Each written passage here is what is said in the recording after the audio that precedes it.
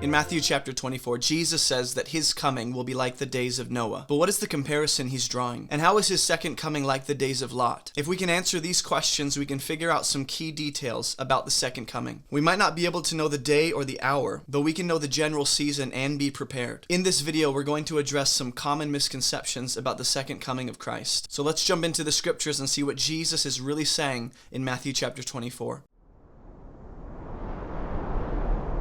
You should probably know this is episode 20 of about a 23 episode series on the end times in the Gospels. So I'm going to be assuming you know some things we've already established.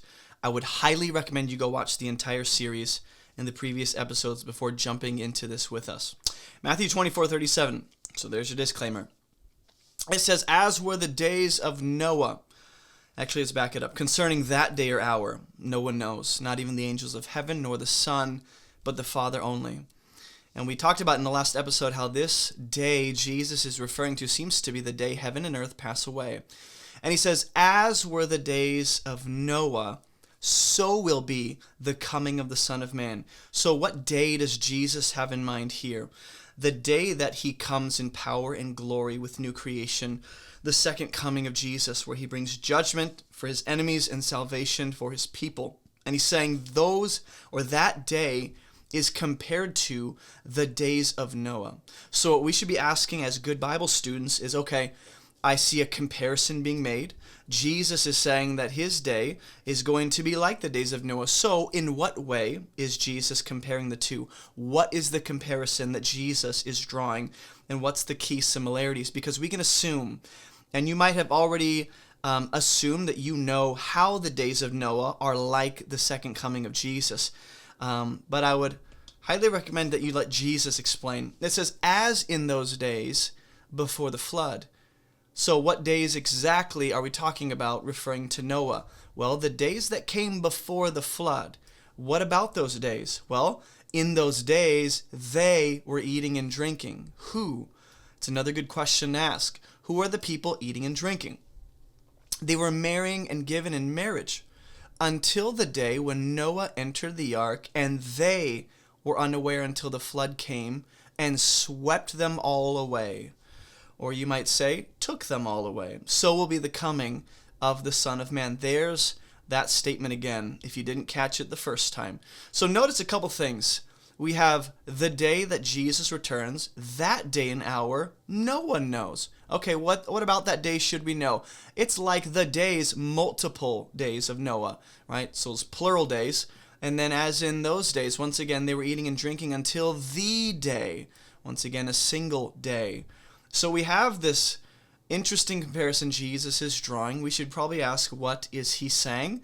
He says, well, they were eating and drinking, marrying and given marriage, and given in marriage until the day when Noah entered the ark. In other words, up until Noah entered the ark and up until the flood waters came, these people were engaging in normal everyday life. So the first misconception a lot of people have about the comparison being drawn here, they think, oh, the comparison is that when Jesus comes back, the world will be at an all-time high level of depravity and wickedness and sin, just like the days of Noah. Now, you can assume that, but Jesus does not make that comparison. He's not drawing a moral comparison between the moral conditions of the world in both days. The comparison he's making is the normacy of life and the unawareness of the people. So we should let Jesus explain that when they were swept away, when the flood came, the day Noah entered the ark, which is just like the day Jesus comes, both of those days are preceded by normacy, where people are so about their normal everyday life and the world is going on as it has been, just like Peter refers to. People who are saying Jesus is never coming back. You people are funny who believe God's really going to come. Yeah, you can keep laughing, but that day's coming. And it's not preceded necessarily by incredible wickedness and depravity. Now, you can find other passages to possibly confirm that conclusion, but not in Matthew 24. It says, 2 men will be in the field, one will be taken, and one will be left. So, just like in the days of Noah, there are people who are taken, and there are people who are left. one person's taken, one person's left, and then it will go on with the women and be awake. So we'll stop there, and in the next episode, we're really going to unpack, okay, who are the people that are taken and who are the people that are left? We're not addressing that in this video. We'll address that in far more detail. But the second misconception people have, and I'm just going to give you just a little glimpse into the next episode and show my hand a little early, and then you can wait until we get there. But the second misconception a lot of people have is that the people who are taken are believers at the rapture with Jesus. Because, hey, Paul says in Thessalonians that we'll meet him in the air when we're taken. We'll read on in the context and go back to Luke 17 as well, and in Luke's account of the Olivet Discourse, and we'll see if that is the comparison Jesus is making, that, well, the people who were taken, that was Noah, and the people who were left, those were the wicked, and it will be just like that when I come back, Jesus says. We'll see if he's actually saying that. I'm not convinced that he is. But let's just go to Luke 17 for now, because Luke is going to add in some, not add in, but record some details that were left out by Matthew, okay? Jesus will say, as the lightning flashes and lights up the sky from one side to the other, so will the Son of Man be in his day. Now, I'm actually not going to get into that. But first, he must suffer many things and be rejected by this generation. We already talked about who that generation is. Just as it was in the days of Noah, here's the comparison again, so will it be in the days of the Son of Man. So Luke records Jesus as saying he has multiple days.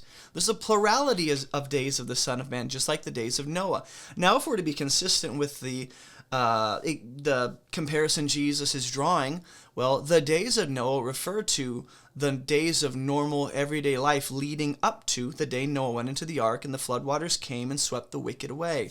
And so it seems as though the days that precede the second coming of Jesus, at some point we start to measure those days as being lumped into this category of the days of the Son of Man. You might say the days leading up to his great revealing and coming with the clouds, in a visible, physical sense where everyone sees the return of Jesus. They were eating and drinking and marrying. These are normal activities.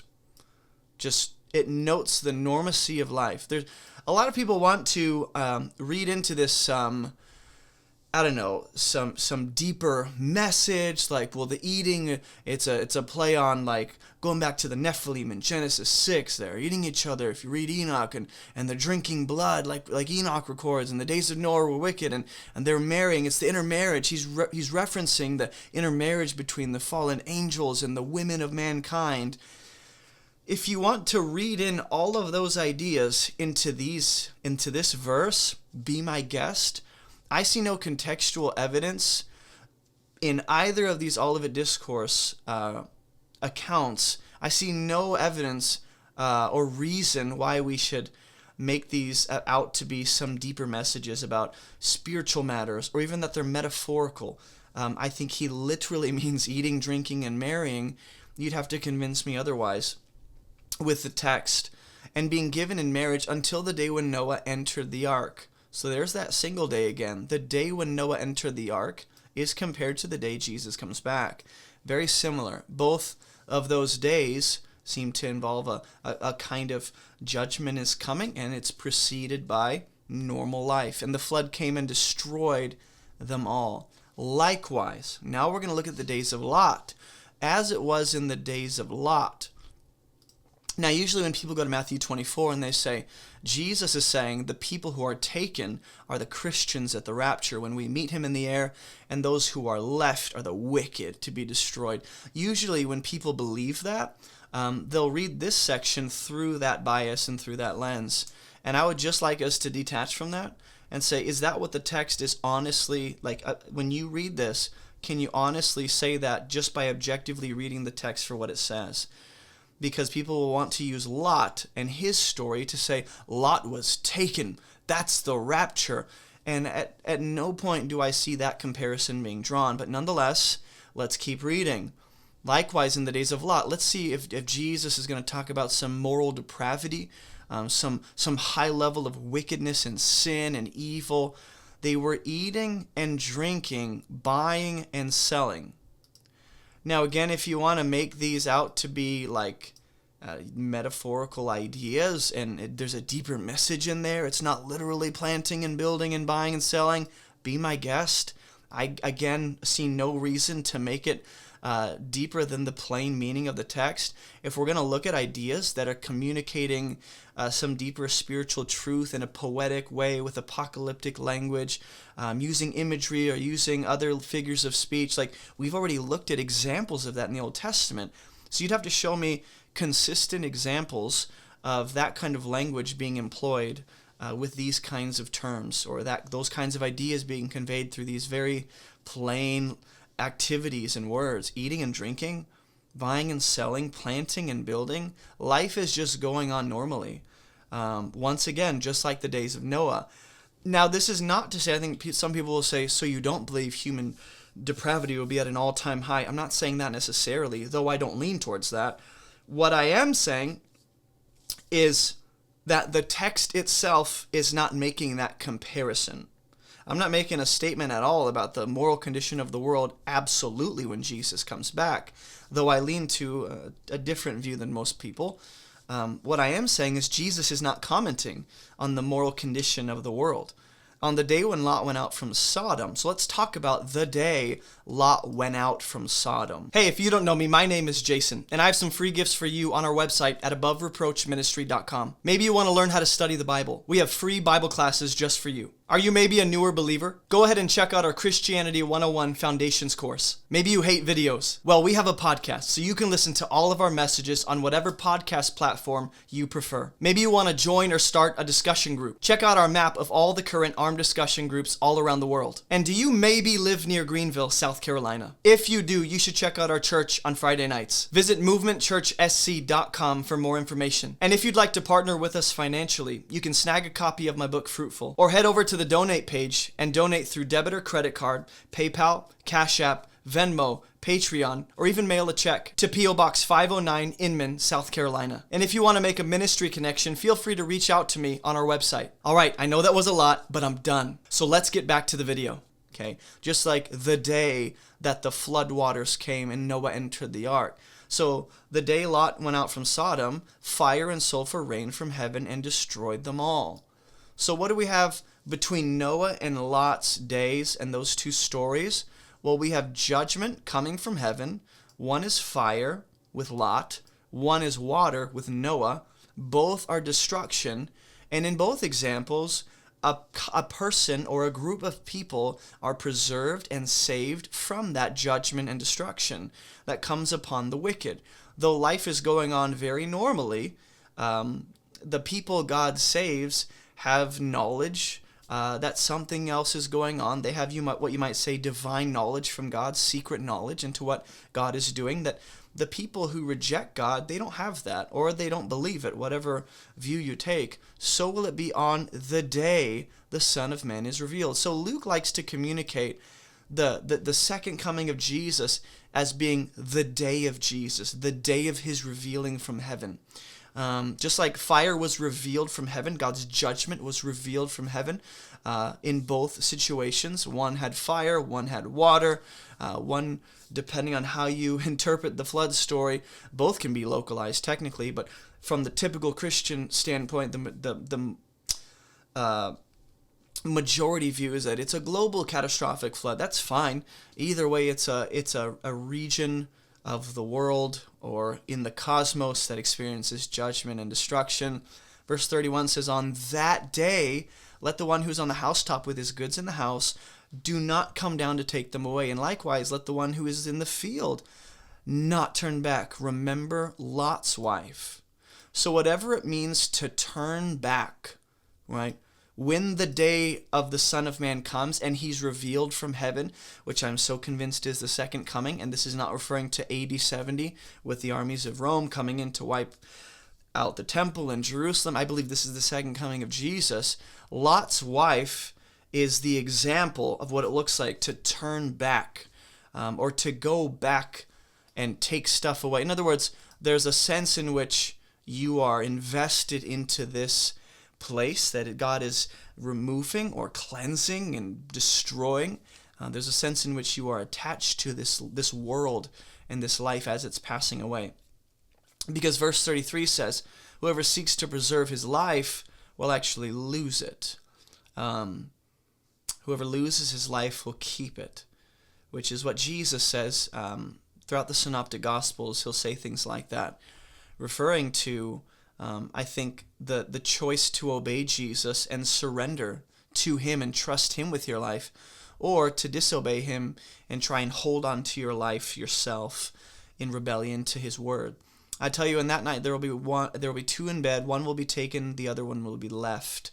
In Matthew's example, it's two men who are in the field and then two women who are at the mill, and Luke uses the example of two sleeping. So I think the point is that when Jesus returns, in some parts of the world it'll be nighttime, in some parts of the world it'll be daytime. I think this speaks to the fact that you can't truly predict when he comes back, because technically, whether he comes back at day or night, for us, it's going to be different for a different part of the world. And they said, where, Lord? What are they asking about? Well, where one seems to be taken. And he said, where the corpse is, there the vultures will gather.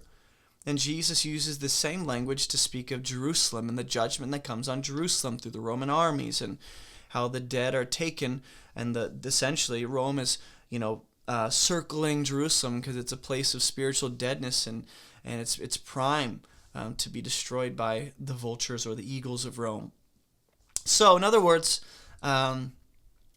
if we go back to Genesis chapter 7, I'll give you a sneak peek into next episode to whet your appetite a little bit. Genesis 7, this is the record of Noah and the flood. All flesh died that moved on the earth. Okay. Birds, livestock, beasts, all swarming creatures that swarm on the earth, all mankind, everything on the dry land, in whose nostrils with the breath of life died, he blotted out, which seems to speak of removing, but nonetheless, everything on the face of the ground, man and animals, they were blotted out from the earth, which I'm convinced is just another way of saying they were taken from the land of the living or the earth. Only Noah was left.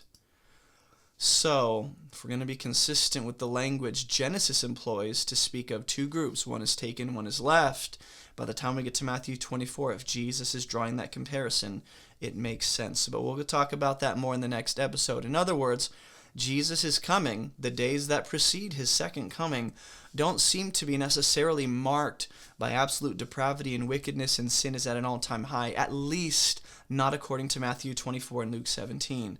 That is not the comparison Jesus is drawing. Wickedness is dealt with. Judgment comes from the heavens. I think that's what Jesus and his revealing signifies, is salvation for his people, judgment for the wicked. But nonetheless, if there is any sense of the world is at an all-time high in sin and darkness, then Jesus likely would have made that comparison. He did not. It speaks to the normalcy and the suddenness. Now you might say, well, hold on, people are caught off guard and unprepared because the world is so consumed with sin and darkness, they're blind to the spiritual reality of God's judgment coming. If you want to make that case, sure, but again, I think you're adding to what you're going further than the comparison Jesus is actually drawing. So I'd need some biblical text to support that idea, but nonetheless, we'll get into the next video. I'll see you guys in video episode 21 in this end time series on the Gospels. Hey, don't forget to like this video and subscribe for more biblical content just like this. We have hundreds of videos, but you might be most interested in these ones right here. Also, visit our website for all of our free resources and classes. And thank you so much for partnering with us financially to make this ministry even possible. Keep moving towards Jesus, and I'll see you in the next video.